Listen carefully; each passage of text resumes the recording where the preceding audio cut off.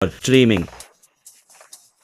ఈరోజు మనం చెస్ గురించి మాట్లాడుకుందాం, ముఖ్యంగా చెస్ ఛాంపియన్ ఎలా అవ్వాలి అనే దాని గురించి. మీరు కొత్తగా ఆడటం మొదలుపెట్టినా లేదా కొంతకాలంగా ఆడుతున్నా, ప్రాథమిక నియమాల నుండి ఆధునిక వ్యూహం వరకు అన్నీ కవర్ చేద్దాం.